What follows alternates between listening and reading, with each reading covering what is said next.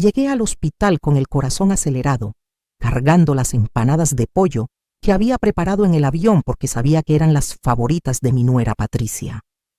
Había volado desde Guadalajara hasta Monterrey sin avisar. Quería sorprender a mi hijo, Ricardo, y a mi nuera. Hacía 3 meses que no los veía y los extrañaba terriblemente. Pero cuando entré a la sala de cuidados intensivos y vi a Patricia conectada a esos tubos, con la piel pálida como la cera, completamente sola en esa habitación fría, sentí que el piso se abría bajo mis pies.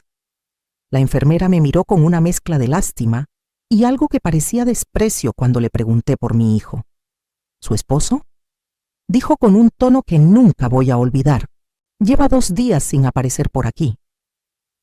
Mis manos temblaron tanto que las empanadas cayeron al suelo. Patricia había sufrido un accidente cerebrovascular severo hacía 48 horas y mi hijo, el hombre que yo había criado, el hombre a quien le había dado todo, brillaba por su ausencia. Pero lo peor aún estaba por venir. Cuando finalmente localicé a Ricardo esa misma tarde, lo encontré paseando en el Toyota Corolla que yo le había regalado el año anterior, riéndose a carcajadas con 2 muchachas que no pasaban de los 25 años. Música a todo volumen, como si no tuviera una sola preocupación en el mundo. Como si su esposa no estuviera luchando entre la vida y la muerte a solo 20 minutos de ahí. En ese momento supe exactamente qué hacer. Saqué mi teléfono celular y marqué a la policía. «Quiero reportar un vehículo robado», dije, con una voz que ni yo misma reconocí. «Sigue mi historia hasta el final y comenta la ciudad desde donde me estás viendo para saber qué tan lejos ha llegado mi relato. Me llamo Dolores Ramírez, tengo 67 años y nunca imaginé que llegaría a este punto con mi propio hijo. Crecí en un rancho pequeño en Jalisco, donde aprendí desde niña que la familia era lo más sagrado, que una madre daba todo por sus hijos sin esperar nada a cambio. Y vaya que cumplí con esa enseñanza. Quedé viuda cuando Ricardo tenía apenas 8 años. Su padre, mi querido Ernesto, murió en un accidente en la construcción. Nos dejó con deudas y una casita de 2 cuartos que se inundaba cada temporada de lluvias. Yo trabajaba limpiando casas de día y haciendo tortillas para vender de noche. Mis manos quedaron marcadas para siempre por las quemaduras del comal y los químicos de limpieza, pero nunca dejé que a Ricardo le faltara nada. Vendí las pocas joyas que tenía, incluyendo mi anillo de matrimonio, para pagarle una escuela privada. Usé ropa de segunda mano durante años para que él siempre tuviera tenis nuevos, para que nunca sintiera vergüenza frente a sus compañeros. Cuando cumplió 15 años y todos sus amigos tuvieron sus fiestas, yo trabajé turnos dobles durante 6 meses para hacerle una celebración digna, aunque eso significara que yo comiera solo frijoles y tortillas durante semanas. Nunca me quejé. Nunca le hice sentir culpable. Pensé que estaba formando un hombre de bien, alguien que valoraría el sacrificio, que entendería el significado del amor incondicional. Ricardo estudió administración de empresas. Yo pagué cada semestre vendiendo tamales los fines de semana, haciendo rifas, pidiendo prestado cuando era necesario. Me endeudé hasta el cuello, pero él se graduó.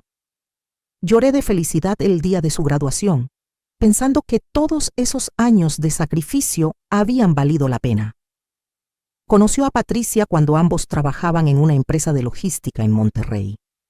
Ella era una muchacha noble, de familia humilde como nosotros. Venía de Oaxaca y trabajaba arduamente para enviar dinero a sus padres. Me cayó bien desde el primer momento. Tenía esa calidez, esa manera de hacer sentir a todos bienvenidos. Cuando se casaron, yo vendí el terrenito que había heredado de mis padres, mi único patrimonio, para darles el enganche de un departamento. Eran 50,000 pesos, que representaban todo lo que yo tenía en este mundo, pero quería que empezaran su vida juntos con un techo propio. «Mamá, no tienes que hacer esto», me dijo Patricia con lágrimas en los ojos. Pero Ricardo solo sonrió y dijo: «Si mi mamá quiere hacerlo, déjala. Se siente útil así». Esas palabras deberían haberme alertado, pero una madre siempre encuentra maneras de justificar a sus hijos, ¿verdad? Durante los primeros años de matrimonio, yo viajaba de Guadalajara a Monterrey cada 2 o 3 meses.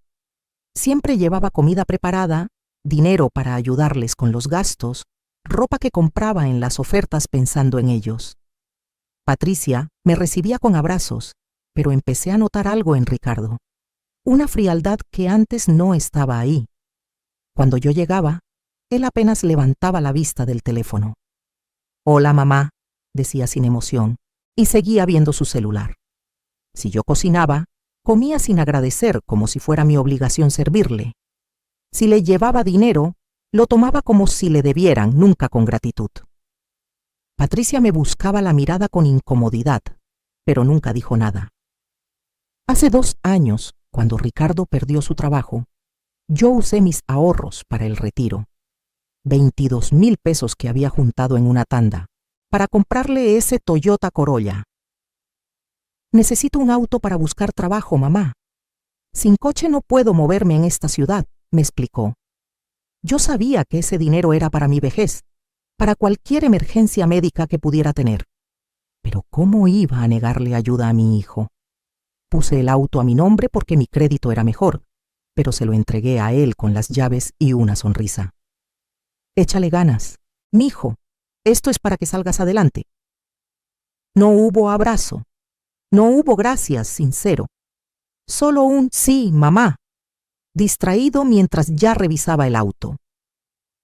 Los meses pasaron y las cosas empeoraron.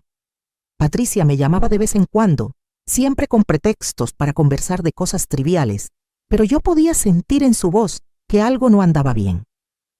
«¿Cómo está Ricardo?», le preguntaba. «Bien, doña Dolores, bien», respondía, pero había algo quebrado en su tono. Yo quería visitarlos más seguido, pero mi salud empezaba a fallar. Tengo diabetes y presión alta, las consecuencias de tantos años de trabajar sin descanso, de comer mal, de cargar el estrés en el cuerpo. Los medicamentos son caros y mi pensión apenas me alcanza. Aún así, cada vez que hablaba con Ricardo, le preguntaba si necesitaban algo. «No, mamá, todo bien», decía siempre con prisa. «Tengo que colgar». Y colgaba. Así de simple. Sin preguntarme cómo estaba yo, si me alcanzaba el dinero, si me sentía bien. Patricia era diferente. Ella sí me preguntaba por mi salud, me mandaba mensajes preguntando si había comido, si había tomado mis pastillas. Se había convertido en más hija para mí que mi propio hijo. Hace 6 meses, noté que Patricia dejó de contestar mis llamadas con la misma frecuencia. Cuando lo hacía, sonaba apagada, distante. «¿Pasa algo, mija?», le preguntaba. «No, doña Dolores, solo estoy cansada del trabajo», respondía. Pero una madre, aunque no haya parido a alguien, puede sentir cuando una hija del corazón está sufriendo. Fue mi comadre Lupita quien sembró la semilla de la duda. Ella tiene una sobrina que vive en Monterrey, en la misma colonia donde viven Ricardo y Patricia. «Oye, Dolores», me dijo un día tomando café en mi casa. «Mi sobrina dice que vio a tu Ricardo en un bar el viernes por la noche, y no iba solo». Sentí que se me revolvía el estómago. «¿Con quién iba?», pregunté, aunque parte de mí no quería saber la respuesta. «Con unas muchachas bien jóvenes, y Patricia no estaba». Intenté calmarme. Quizás era una reunión de trabajo. Quizás eran compañeras de la oficina. Quizás mi comadre había entendido mal. Pero las semanas siguientes, los comentarios continuaron. Que si alguien lo vio en un restaurante con una muchacha. Que si otra persona lo vio saliendo de un hotel. Yo no quería creerlo. No podía creer que el hijo que había criado, al que le había enseñado valores, respeto, decencia, fuera capaz de eso. Intenté hablar con él por teléfono. «Mijo, ¿cómo van las cosas con Patricia?», le pregunté con cuidado. «Bien, mamá. ¿Por qué preguntas?». Su voz sonaba irritada a la defensiva. «Por nada, hijo, solo quiero saber que están bien». «Pues estamos bien, tengo que irme». Y colgó. Esa noche no pude dormir. Algo me decía que necesitaba ir a Monterrey, ver con mis propios ojos qué estaba pasando. Junté el dinero del pasaje de autobús durante 3 semanas. Tuve que dejar de comprar algunas de mis medicinas para poder pagarlo, pero sentía que no tenía opción. Le dije a Ricardo que iría de visita, pero él me desanimó. No es buen momento, mamá. Tenemos mucho trabajo. Mejor espérate unas semanas. Pero algo en mi interior me gritaba que no esperara. Así que simplemente compré el boleto y abordé el camión sin avisarle. Durante las 8 horas de viaje, preparé esas empanadas de pollo que a Patricia le encantaban, pensando en su sonrisa cuando las probara, pensando en abrazarla, en conversar con ella, en ver a mi hijo aunque fuera un rato. Nunca imaginé lo que me esperaba. Llegué a Monterrey un martes por la tarde. Tomé un taxi hasta el departamento, ese que yo había ayudado a pagar, con mi corazón lleno de expectativa. Pero cuando toqué la puerta, nadie respondió. Toqué varias veces. Nada. Le pregunté a la vecina, la señora Méndez, si sabía dónde estaban. Ella me miró con una expresión extraña, incómoda. Doña Dolores, ¿no sabe lo que pasó? Mi corazón empezó a latir con fuerza. ¿Qué pasó? A Patricia la llevaron al hospital hace 2 días. Dicen que fue algo del cerebro, algo grave. El mundo se detuvo. La señora Méndez me dio el nombre del hospital. Llegué ahí en taxi, gastando dinero que no tenía, con las manos temblorosas. En la recepción pregunté por Patricia Domínguez de Ramírez. La recepcionista revisó su computadora. Está en la unidad de cuidados intensivos, 3er piso. Subí esas escaleras porque no podía esperar el elevador, con mi respiración agitada, sintiendo que cada escalón pesaba 1 tonelada. Cuando llegué a la UCI y pregunté por ella, la enfermera me guió a una habitación que olía a desinfectante y a algo más, algo que no puedo describir, pero que se siente como muerte acechando. Y ahí estaba ella, mi Patricia, conectada a máquinas que sonaban sin cesar, con tubos por todas partes, la piel casi transparente, el cabello revuelto sobre la almohada. Me acerqué y le tomé la mano. Estaba fría. Patricia, mija, soy yo, doña Dolores, le susurré, aunque los médicos me habían dicho que probablemente no podía oírme.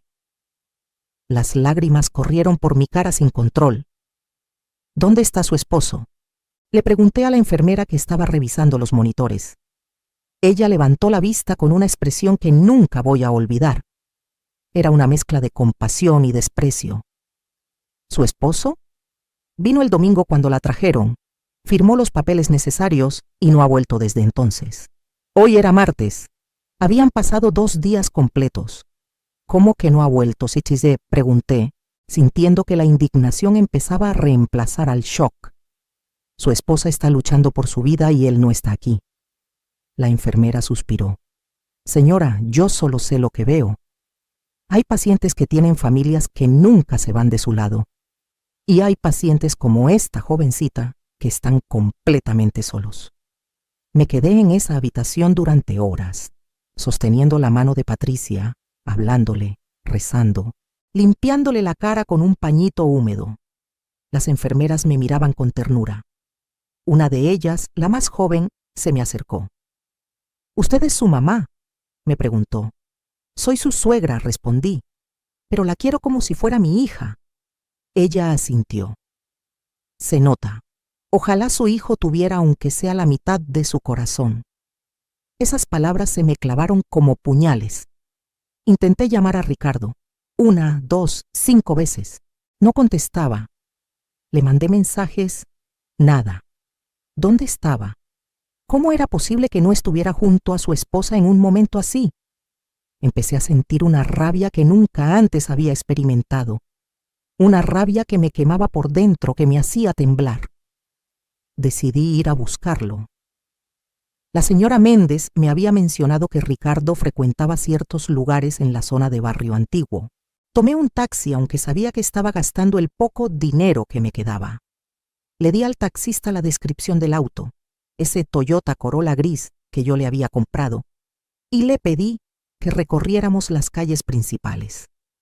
Después de casi 1 hora de búsqueda, cuando ya estaba a punto de rendirme, lo vi. estacionado frente a una cervecería ruidosa, con luces de neón parpadeantes. Mi corazón empezó a latir tan fuerte que pensé que me daría un infarto ahí mismo. «Párese aquí», le dije al taxista. Bajé del auto con dificultad, mis piernas de 67 años protestando después de tantas horas de pie en el hospital. Me acerqué al Toyota y ahí estaba él, Ricardo, mi hijo, con la música a todo volumen, riéndose con dos muchachas que se veían más jóvenes que Patricia. Una era rubia, con maquillaje excesivo. La otra morena, con un vestido tan corto que apenas cubría lo necesario. Los tres tenían cervezas en las manos. Golpeé la ventana con fuerza. Ricardo volteó y cuando me vio, su cara pasó del shock a la irritación en segundos.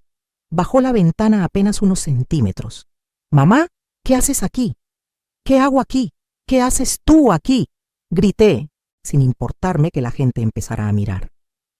«Tu esposa está en cuidados intensivos, luchando por su vida, y tú estás aquí de fiesta con estas. Las muchachas se miraron entre sí, incómodas. «Mamá, cálmate. No es lo que parece». «¿Que me calme? ¿Que me calme?». La rabia que sentía era tan intensa que veía borroso.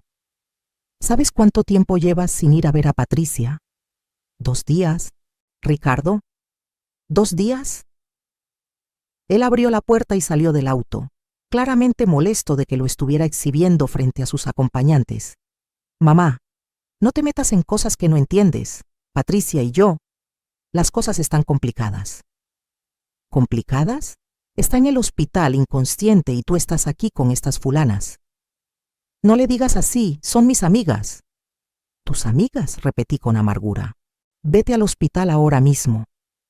«No, mamá, no voy a ir porque tú me lo ordenes. Ya no soy un niño». Me miró con tal desprecio que sentí que algo se rompía dentro de mí. «Además, ¿qué vienes a hacer aquí? Nadie te invitó, siempre metiéndote donde no te llaman». Esas palabras, ese tono, viniendo del hijo al que le había dado todo. Algo se apagó en mi corazón en ese momento. Regresé al hospital esa noche destrozada. Me senté junto a la cama de Patricia y lloré como no había llorado en años. Lloré por ella, lloré por mí, lloré por el hijo que había criado y que se había convertido en un extraño cruel. Una de las enfermeras, la que me había hablado antes, se sentó a mi lado. «¿Lo encontró?», preguntó suavemente. Asentí sin poder hablar. «¿Y?». «Estaba de fiesta, con otras mujeres». Ella negó con la cabeza. «Lo siento mucho». Nos quedamos en silencio por un momento. «¿Sabe qué es lo peor?», le dije finalmente. «Que yo hice a ese hombre. Yo lo malcrié. Yo le di todo sin enseñarle a valorar nada. Esta es mi culpa». «No, señora», dijo ella con firmeza. «Usted hizo lo que toda madre hace, amar a su hijo. Él tomó sus propias decisiones. Las malas decisiones son solo de él». Pasé esa noche en el hospital, durmiendo en una silla incómoda junto a Patricia. Al día siguiente, en la mañana, después de lavarme la cara en el baño y comprar un café aguado en la máquina del pasillo, tomé una decisión. Saqué mi teléfono celular y busqué el número de la policía de Monterrey. Mis manos temblaban mientras marcaba, pero mi voz salió firme y clara. «Buenos días, quiero reportar un vehículo robado». El oficial del otro lado me pidió los detalles. Le di la marca, modelo, color y placas del Toyota Corolla. «¿Cuándo fue robado, señora?». «Hace unos días», mentí. «¿Y dónde se encuentra actualmente el vehículo?». Les di la ubicación aproximada de Barrio Antiguo donde había visto a Ricardo la noche anterior. «Entendido, señora Ramírez. Enviaremos una patrulla a verificar». Colgué el teléfono y me quedé mirándolo por un largo rato. ¿Qué acababa de hacer? Había reportado a mi propio hijo. Pero entonces miré a Patricia, tan frágil en esa cama, tan sola, y supe que había hecho lo correcto. Pasaron algunas horas. Yo estaba ahí, limpiándole la frente a Patricia con un paño húmedo cuando mi teléfono sonó. Era un número desconocido. «¿Bueno?». Señora Dolores Ramírez. Sí, soy yo. Habla el oficial Martínez de la Policía de Monterrey. Localizamos el vehículo que reportó. Está en nuestro corralón. El conductor fue detenido por posesión de un vehículo reportado como robado. Sentí una satisfacción oscura recorrer mi cuerpo. ¿El conductor está detenido? Sí, señora. Necesitamos que venga a presentar los papeles del auto para confirmar la propiedad. Estaré ahí pronto. Colgué. La enfermera me miraba con los ojos muy abiertos. Claramente había escuchado mi lado de la conversación. ¿Hizo lo que creo que hizo?, preguntó. Hice exactamente lo que debía hacer, respondí. Dejé a Patricia al cuidado de las enfermeras y fui a la delegación de policía. Ahí, en una sala gris y fría, llené los formularios necesarios, presenté la factura del auto que estaba a mi nombre y confirmé que sí, ese vehículo era mío y que mi hijo lo estaba usando sin mi permiso. Técnicamente, no era mentira. Yo nunca le había transferido oficialmente el auto. Estaba a mi nombre. El oficial me miró con cierta confusión. Señora, ¿está segura de que quiere proceder con esto? Es su hijo. Completamente segura, respondí sin titubear. ¿Quiere verlo? Está en los separos. Por un momento dudé, pero luego asentí. Me llevaron por un pasillo largo que olía a humedad y sudor. Ahí estaba Ricardo, sentado en una banca de metal, con la cabeza entre las manos. Cuando me vio, se levantó de inmediato. Mamá, gracias a Dios. Diles que esto es un error. Diles que el auto es mío. Lo miré a los ojos. Esos ojos que de niño me miraban con amor y ahora solo mostraban desesperación egoísta. El auto está a mi nombre, dije con voz neutra. Lo saqué de la agencia yo. Tú solo lo usabas. ¿Qué, mamá? ¿Me lo regalaste? Te lo presté y ahora lo necesito de vuelta. Su cara se transformó en algo que nunca había visto. Rabia pura. Esto es una locura. Diles la verdad. Estoy diciendo la verdad. El auto es mío. Me di vuelta para irme. ¿Por qué estás haciendo esto?, gritó detrás de mí. Me detuve pero no volteé. Pregúntale a tu esposa. Ah, cierto, no puedes. Está inconsciente en el hospital. Y me fui. Ricardo estuvo detenido 2 días. 2 días en los que yo no moví un dedo para sacarlo. 2 días en los que las muchachas con las que estaba desaparecieron, por supuesto. 2 días en los que él tuvo tiempo de pensar en lo que había hecho. Mientras tanto, yo no me moví del lado de Patricia. Le hablaba, le contaba historias, rezaba el rosario junto a ella. Los médicos decían que su condición era estable pero crítica. Había sufrido un derrame cerebral masivo causado por estrés extremo y presión arterial altísima.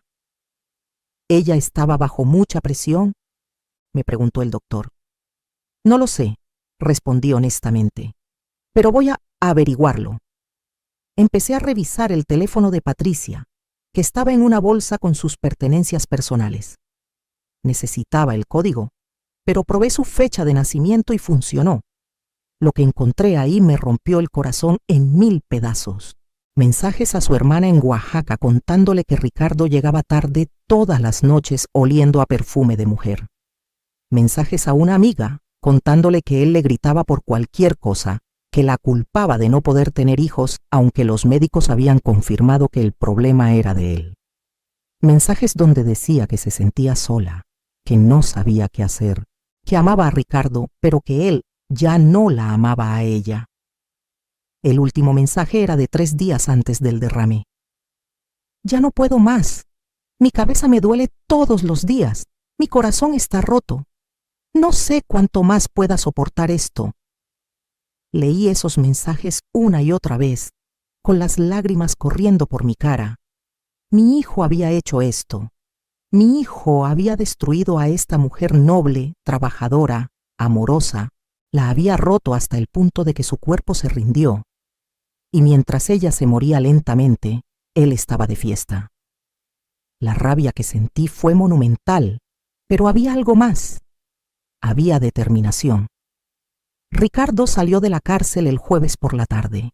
Lo supe porque la policía me llamó para informarme. Señora, su hijo quedó libre. Las amigas que iban con él pagaron una fianza. ¿Quiere recoger su vehículo del corralón? Sí, iré mañana. Esa noche, mientras estaba sentada junto a Patricia, sonó mi teléfono. Era Ricardo. Contesté. ¿Bueno? Silencio por un momento. Luego su voz, rota, diferente. Mamá, necesito hablar contigo. Habla. No por teléfono. ¿Dónde estás? En el hospital, donde he estado desde que llegué a Monterrey, donde tú deberías estar. Más silencio. Voy para allá. Colgó. 30 minutos después, llegó. Se veía terrible, despeinado, con la misma ropa arrugada de hace 2 días, ojeras profundas.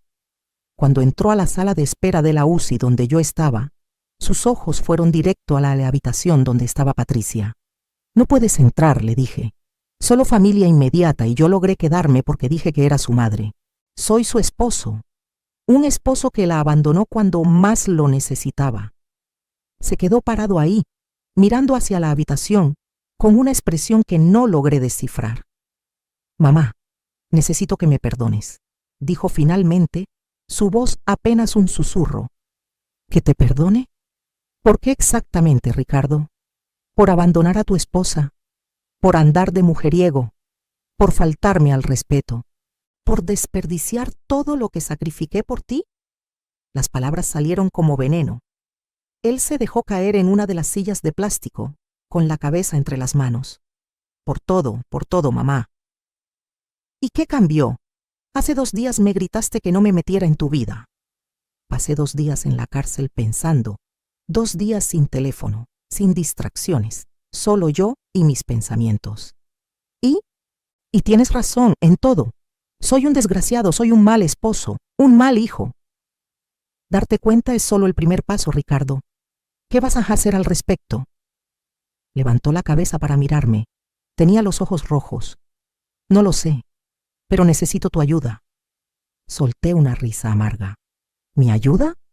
Siempre ha sido mi ayuda, y mira dónde nos ha llevado eso. Por favor, mamá, ¿sabes lo que encontré en el teléfono de Patricia? Le dije sacando el celular.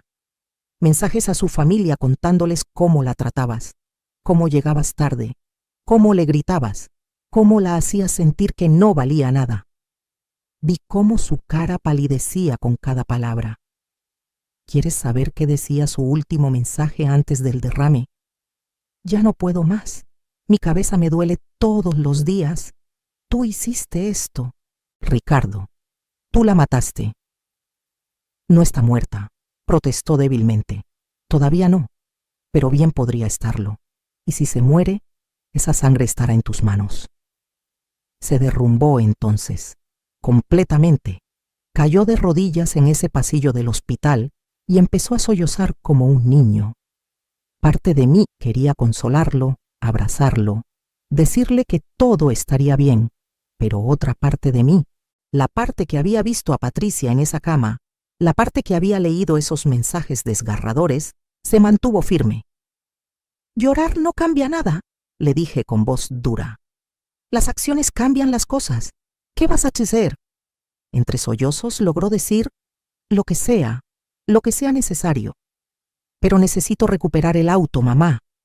Lo necesito para trabajar, para pagar los gastos del hospital.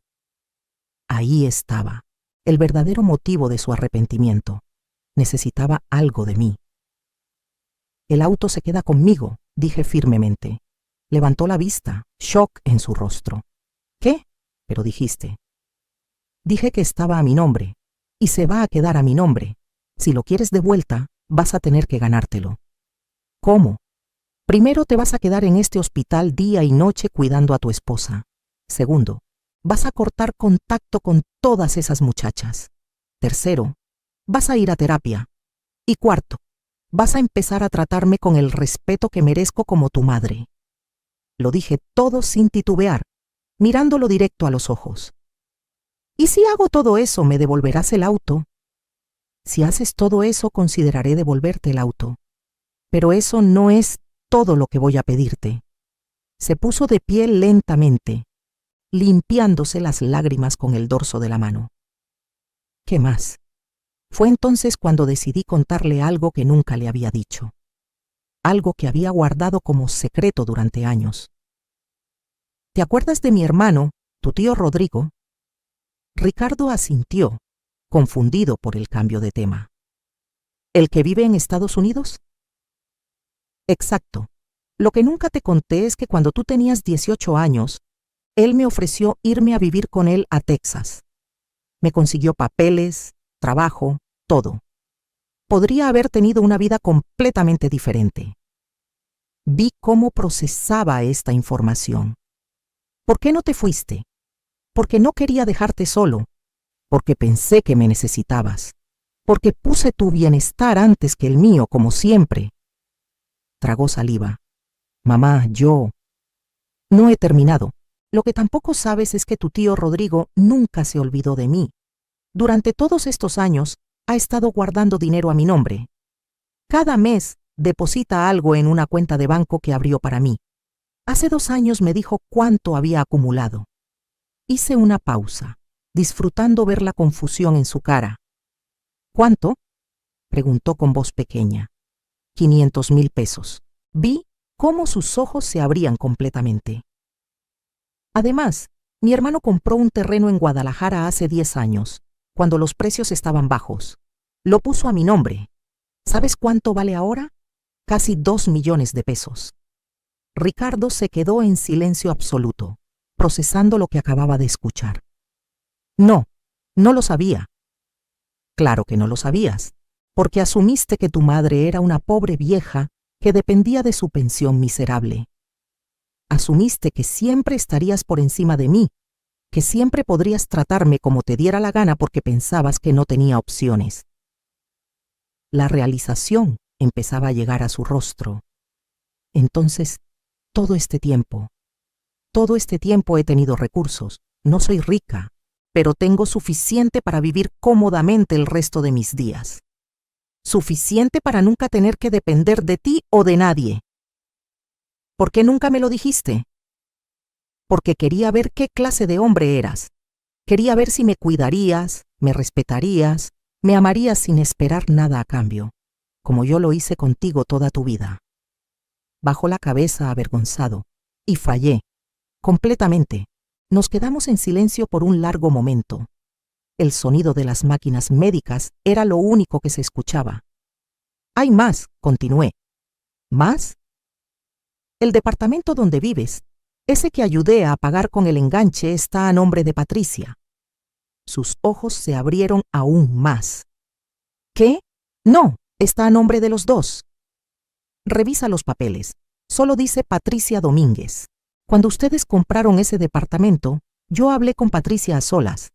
Le dije que pusiera todo a su nombre por si acaso. Ella no quería, pero insistí. No puede ser. Sí puede ser, y es. Si Patricia se recupera, ese departamento es de ella. Si no se recupera, pasará a sus padres en Oaxaca. Tú no tienes ningún derecho legal sobre esa propiedad. Vi cómo la realidad lo golpeaba como un tren de carga. Todo lo que pensaba que tenía, todo lo que asumía que era suyo, se desmoronaba frente a sus ojos. Entonces no tengo nada, murmuró. Tienes exactamente lo que te has ganado con tus acciones. Nada. Era cruel, lo sé. Pero después de años de darle todo, después de ver cómo trataba a su esposa, después de su desprecio hacia mí, sentí que era lo justo. ¿Y ahora qué? Preguntó con voz rota. Ahora tienes una decisión que tomar. Puedes seguir siendo el hombre egoísta y miserable en el que te convertiste, o puedes cambiar, realmente cambiar. ¿Y si cambio? ¿Me perdonarás? Lo miré por un largo momento. El perdón se gana, Ricardo, no se regala. Empieza por estar aquí para Patricia. Empieza por ser el esposo que ella merece. Y tal vez, solo tal vez, podamos reconstruir algo de nuestra relación. Asintió lentamente. ¿Puedo verla? Hablaré con las enfermeras, pero te advierto, no va a ser fácil verla así. Y es tu culpa. Lo sé, susurró. Hablé con la enfermera de turno y después de explicar la situación, permitieron que Ricardo entrara 5 minutos. Lo vi acercarse a la cama de Patricia. Vi cómo sus piernas casi se doblaban al verla conectada a todas esas máquinas. Lo vi tomar su mano con tanta delicadeza como si fuera de cristal. Lo vi llorar de verdad esta vez. Los días siguientes fueron diferentes. Ricardo venía al hospital todos los días, a veces 2 veces al día. Traía flores, aunque Patricia no podía verlas. Le hablaba, aunque ella no podía responder. Empezó a leer sobre derrames cerebrales, sobre recuperación, sobre cuidados. Una semana después, Patricia abrió los ojos por primera vez. Fue un momento milagroso. Ricardo estaba ahí, sosteniendo su mano cuando sus párpados temblaron y finalmente se abrieron. «Patricia», susurró con voz quebrada, «estoy aquí, estoy aquí». Yo estaba en la esquina de la habitación, observando. Vi confusión en los ojos de Patricia, luego reconocimiento. Intentó hablar, pero no pudo por el tubo en su garganta. Las lágrimas corrían por su cara. «No hables», le dijo Ricardo. «Solo descansa. Voy a cuidarte, te lo prometo». Durante las siguientes semanas, mientras Patricia empezaba lentamente su recuperación, vi a mi hijo transformarse. No fue instantáneo ni perfecto, pero fue real. Dejó de llegar tarde. Dejó de revisar su teléfono constantemente. Empezó a ir a terapia como le había pedido. Empezó a tratarme con respeto otra vez. «Mamá», me dijo un día mientras tomábamos café en la cafetería del hospital, «sé que no merezco tu perdón, pero quiero que sepas que voy a pasar el resto de mi vida tratando de ser mejor». «No me lo digas a mí», respondí, «demuéstraselo a Patricia. Y demuéstratelo a ti mismo». Patricia estuvo en el hospital durante 6 semanas. Fueron 6 semanas de terapia intensiva, de pequeños avances, de momentos de frustración y momentos de esperanza. Yo me quedé todo ese tiempo, gastando del dinero que mi hermano había guardado para mí, pero nunca me arrepentí. Ricardo vendió su reloj caro, vendió su consola de videojuegos, vendió todo lo que podía vender para ayudar con los gastos médicos. Cuando finalmente dieron de alta a Patricia, todavía débil pero viva, fue un día de celebración. La llevamos al departamento entre los dos. Ricardo había limpiado todo, había comprado flores frescas, había cocinado la comida favorita de ella. Yo me quedé algunos días más para ayudar con los cuidados, enseñándole a Ricardo cómo ayudar a Patricia con sus ejercicios de rehabilitación, cómo administrar sus medicamentos, cómo ser paciente. Una noche, después de acostar a Patricia, Ricardo y yo nos sentamos en la sala. «Mamá, sobre el auto», comenzó. «Ya lo transferí a tu nombre», dije. «Lo había hecho esa mañana, pero con una condición». «¿Cuál?» «Que nunca olvides cómo llegamos aquí, que nunca olvides lo que casi perdiste, que nunca des por sentado a las personas que te aman». «Nunca», prometió. Y por primera vez en mucho tiempo le creí. Regresé a Guadalajara 3 meses después del derrame de Patricia. Ella había mejorado considerablemente. Todavía tenía debilidad en el lado izquierdo de su cuerpo. Todavía necesitaba terapia, pero estaba viva. Estaba sonriendo otra vez, y lo más importante, estaba siendo amada como merecía. Ricardo había cambiado. No perfectamente, las personas no cambian de la noche a la mañana, pero genuinamente. Buscó ayuda profesional para sus problemas. Cortó contacto con las amigas inapropiadas. Consiguió un trabajo estable y se dedicó a él con seriedad. Pero más que nada, aprendió a valorar lo que tenía. Antes de irme, Patricia me abrazó con su brazo bueno. «Gracias, doña Dolores», me susurró al oído, «por quedarse, por pelear por mí cuando ni yo misma podía hacerlo». «Eres mi hija», le dije simplemente, «y las madres protegen a sus hijas». Ricardo me llevó a la estación de autobuses. Durante el trayecto, ninguno de los dos habló mucho. Cuando llegamos y me ayudó a bajar mis maletas, finalmente dijo lo que necesitaba decir. «Mamá, sé que te fallé, Sé que no puedo recuperar el tiempo perdido ni deshacer el dolor que causé. Pero quiero que sepas que cada día voy a trabajar para ser el hijo que mereces y el esposo que Patricia merece. Lo miré a los ojos, esos ojos que alguna vez me miraban con amor infantil, luego con indiferencia adolescente, después con desprecio adulto y ahora con humildad genuina. No trabajes para ser el hijo que yo merezco, le dije. Trabaja para ser el hombre que tú quieres ser, porque al final del día no se trata de mí o de Patricia o de nadie más. Se trata de que puedas verte al espejo y estar orgulloso de lo que ves. Asintió, con lágrimas en los ojos. Te amo, mamá. Yo también te amo, hijo. Siempre lo haré. Pero amar no significa permitir que me falten al respeto. Amar también significa establecer límites. Lo entiendo ahora. Nos abrazamos ahí en la estación de autobuses, entre el bullicio de viajeros y el humo de los camiones. Fue diferente a otros abrazos que habíamos compartido. Este tenía peso, tenía significado, tenía consecuencia. Durante el viaje de regreso a Guadalajara, miré por la ventana pensando en todo lo que había pasado. Pensé en la mujer que era, la que daba, y daba sin esperar nada a cambio, la que se sacrificaba hasta quedar vacía. Pensé en la mujer en la que me había convertido, una que conocía su valor, que establecía límites, que exigía respeto. No sabía cuál era mejor. Quizás ambas eran necesarias. Quizás el amor verdadero requiere tanto dar como saber cuándo dejar de dar. Llegué a mi casita en Guadalajara al anochecer. Mi comadre Lupita me esperaba con un guisado caliente y muchas preguntas. Le conté todo, cada detalle. Cuando terminé, ella se quedó en silencio por un largo momento. Dolores, dijo finalmente, hiciste lo que tenías que hacer, no como madre, como mujer que conoce su valor. Esas palabras me llegaron profundo. Toda mi vida me había definido por mi relación con otros. Era la hija de mis padres, la esposa de Ernesto, la madre de Ricardo. Pero ¿quién era yo simplemente como Dolores? Esa noche, sola en mi cama, tomé una decisión.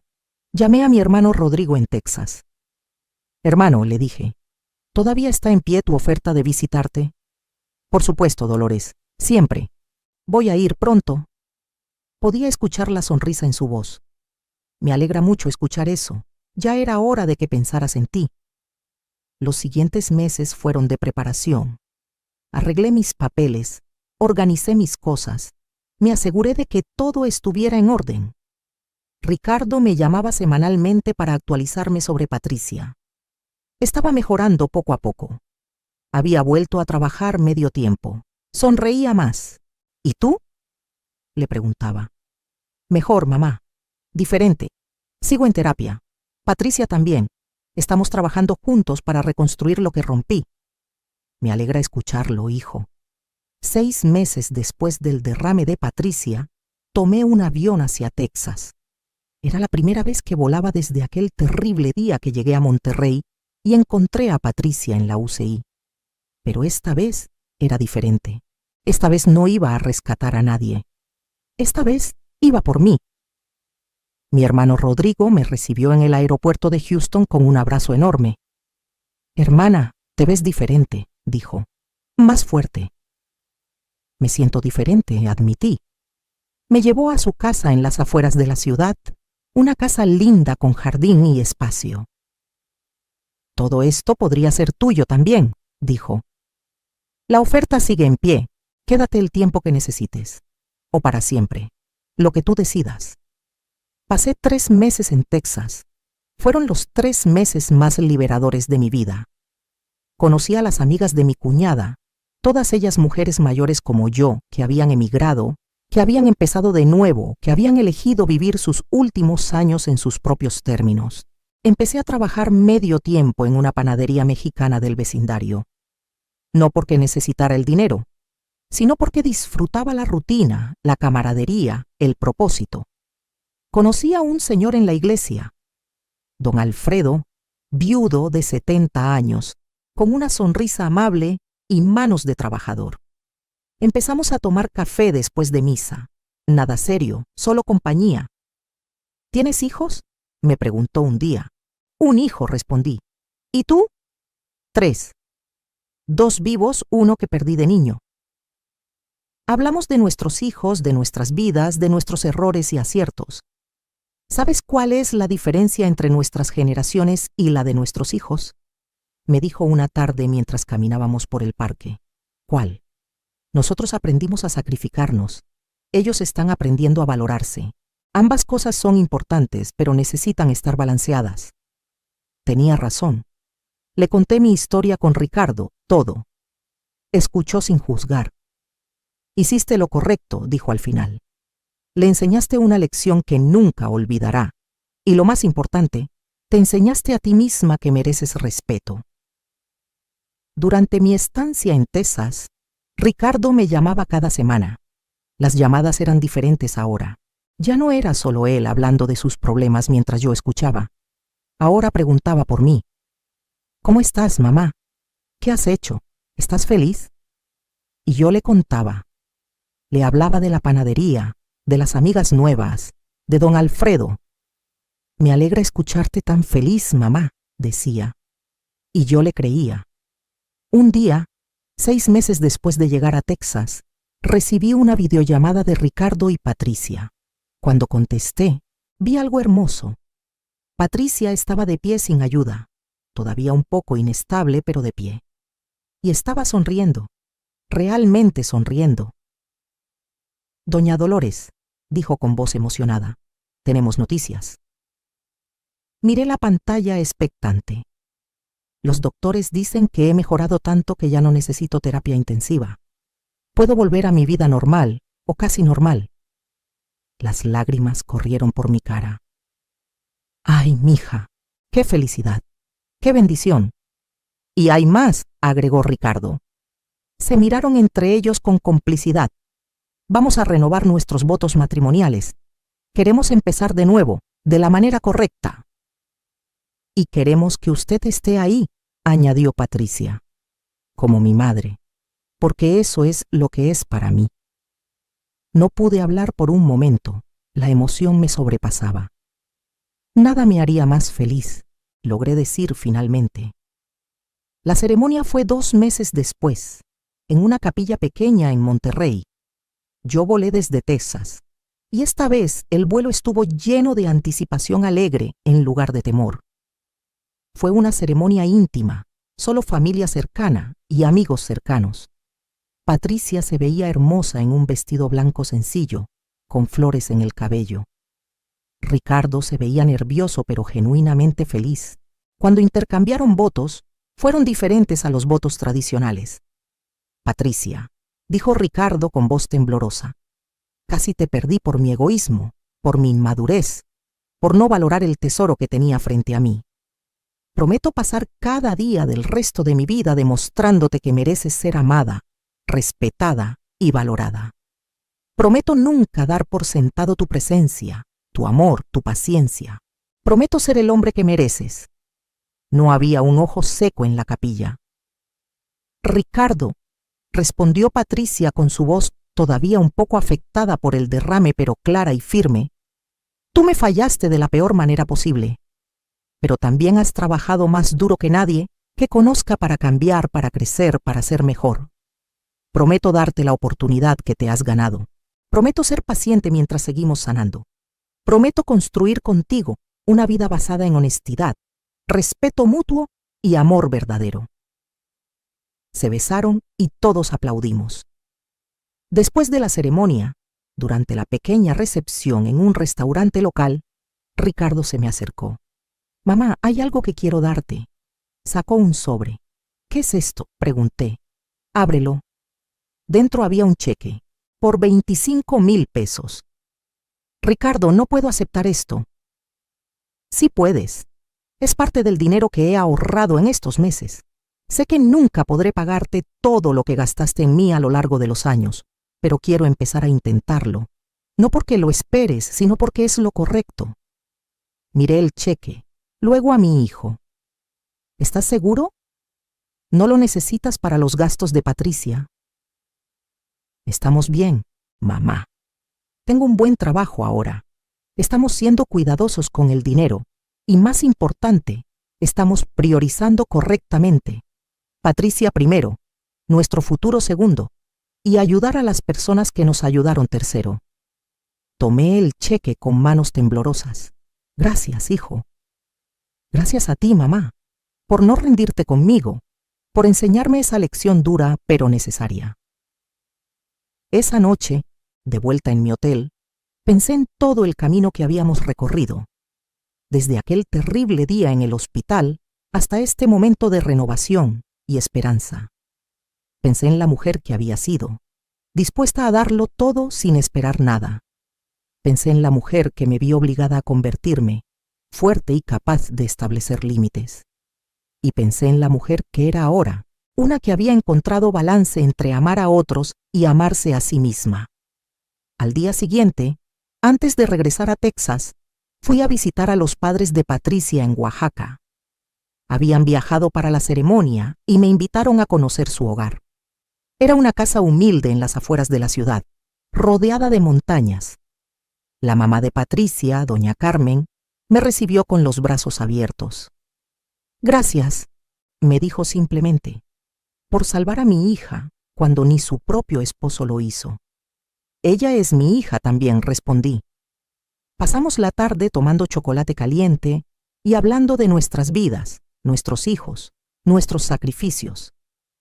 ¿Sabe qué es lo más difícil de ser madre?, me preguntó doña Carmen. ¿Qué? Saber cuándo dejar de protegerlos y empezar a dejar que enfrenten las consecuencias de sus acciones. Tiene toda la razón, concordé. Yo aprendí eso de la manera más difícil. Cuando me despedí de ella, me dio un rebozo tejido a mano. Para que se acuerde de que tiene familia aquí también, dijo. Siempre será bienvenida. Regresé a Texas con el corazón lleno. Los meses pasaron y la vida tomó una rutina agradable. Seguí trabajando en la panadería. Seguí viendo a don Alfredo los domingos después de misa. Seguí construyendo una vida que era mía. Un año después del derrame de Patricia, recibí otra llamada de Ricardo y Patricia.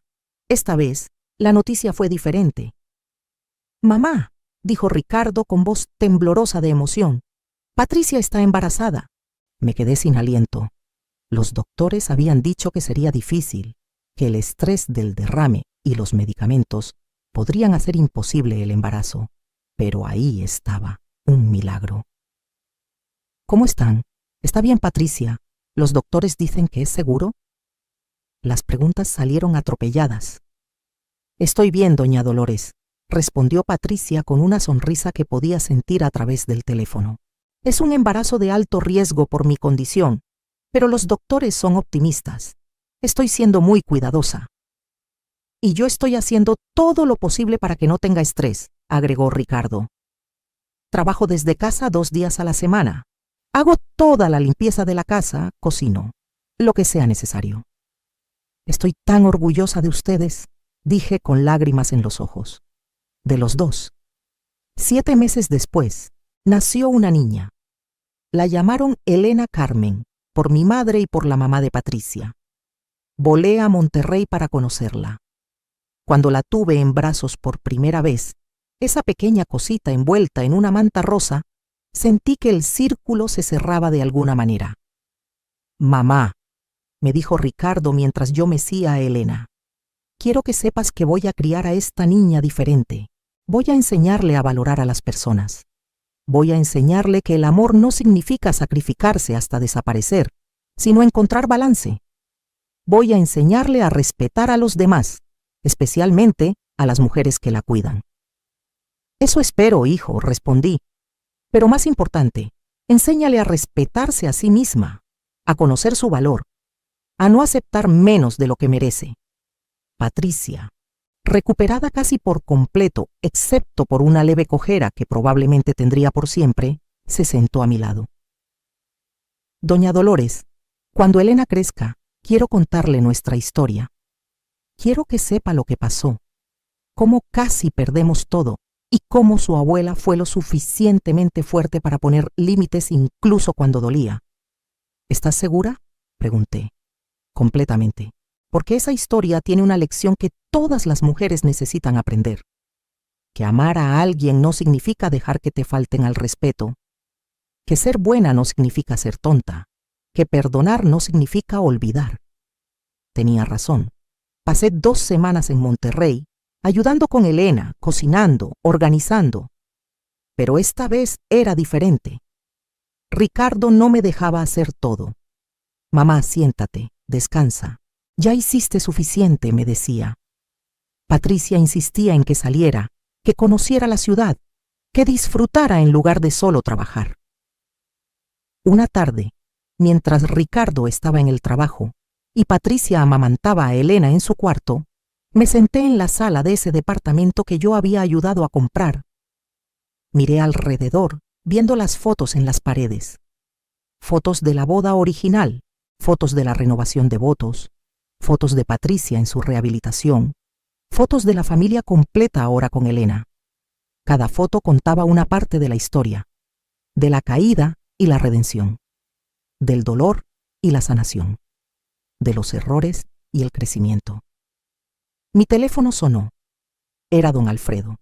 «¿Cómo está la abuela orgullosa?», preguntó con su voz cálida.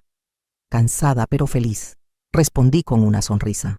«¿Cuándo regresas a Texas? Te extraño en nuestros paseos dominicales». «En unos días, y yo también te extraño». Después de colgar, pensé en lo extraño que era la vida. Hace 2 años, yo era una mujer que se definía completamente por su hijo, que daba todo sin esperar nada, que aceptaba migajas de afecto y las llamaba amor. Ahora era una mujer con su propia vida, sus propias amistades, sus propios intereses. Una mujer que amaba a su hijo, pero no dependía de él para su felicidad. Una mujer que había aprendido que establecer límites no era egoísmo, era amor propio. El día antes de regresar a Texas, Ricardo me pidió que fuéramos a caminar, solo nosotros 2. Dejamos a Patricia descansando con Elena y fuimos a un parque cercano. «Mamá», comenzó mientras caminábamos entre los árboles. «Necesito decirte algo». «Dime».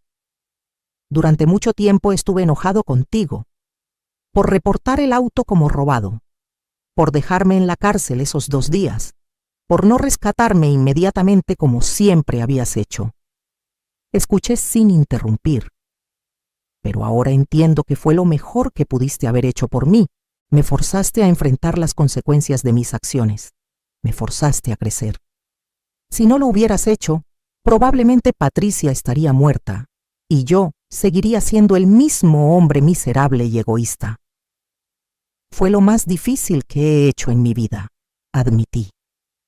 Cada instinto maternal me gritaba que te rescatara, que te protegiera, pero sabía que si lo hacía, nunca cambiarías. Tenías razón.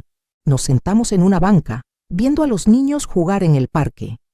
«¿Sabes qué fue lo que realmente me cambió?», preguntó. «¿Qué?».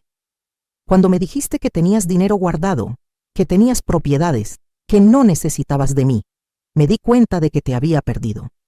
No porque tú me abandonaras, sino porque yo te había desechado. Y la idea de perder a mi madre, realmente perderla, me aterrorizó más que cualquier cosa». «No me perdiste», dije suavemente, «pero nuestra relación cambió, y creo que cambió para mejor». «Yo también lo creo». Regresamos al departamento tomados del brazo, una madre y su hijo, no perfectos pero genuinos, sanando, creciendo. De vuelta en Texas, retomé mi rutina, la panadería, las amigas, don Alfredo, mi hermano y su familia. Pero ahora había algo más. Había una nieta que me mandaba fotos todos los días. Había un hijo que me llamaba no porque necesitara algo, sino porque genuinamente quería saber cómo estaba. Había una nuera que me mandaba mensajes de agradecimiento, de cariño, de respeto. Una tarde, mientras organizaba una rifa en la panadería para ayudar a una familia del vecindario que había perdido su casa en un incendio, una de las clientas me preguntó: «Doña Dolores, ¿por qué ayuda tanto a los demás? Usted también necesita cuidarse». «Ayudar a otros me hace feliz», respondí, «pero ahora lo hago de manera diferente». «¿Diferente cómo?». Antes ayudaba hasta quedarme vacía. Daba todo sin guardar nada para mí. Ahora ayudo desde un lugar de abundancia, no de carencia. Ayudo porque quiero, no porque sienta que debo. Y cuando necesito decir que no, lo digo sin culpa. Ella sonrió.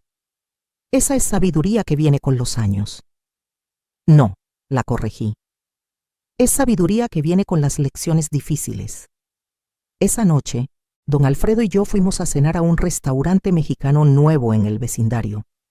Durante la cena, me tomó de la mano sobre la mesa. Dolores, hay algo que quiero preguntarte. Mi corazón empezó a latir más rápido. ¿Qué? Tengo 72 años. No soy rico. Tengo mis achaques y mis manías. Pero me gustaría pasar el tiempo que me quede contigo. No como amigos que toman café los domingos. Como compañeros de vida. ¿Te casarías conmigo? Me quedé en shock absoluto. No había visto esto venir. Don Alfredo, yo. No tienes que responder ahora, dijo rápidamente. Piénsalo. Tómate todo el tiempo que necesites. Pero quiero que sepas que te admiro profundamente. Tu fuerza, tu bondad, tu capacidad de amar incluso después de haber sido lastimada. Eres una mujer extraordinaria, Dolores Ramírez. Esa noche, acostada en mi cama, pensé en su propuesta. Pensé en mi vida con Ernesto, mi difunto esposo, tantos años atrás. Pensé en los años de soledad después de su muerte. Pensé en la mujer que había sido y la mujer que era ahora. Y pensé, ¿por qué no? ¿Por qué no tener compañía en mis años dorados? ¿Por qué no permitirme ser amada por alguien que me valorara? A la mañana siguiente lo llamé. Don Alfredo, mi respuesta es sí. Podía escuchar la alegría en su voz. ¿En serio? En serio, pero con condiciones, las que sean.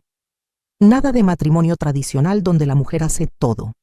Compartimos responsabilidades, compartimos decisiones, somos socios, no jefe y empleada. Se rió.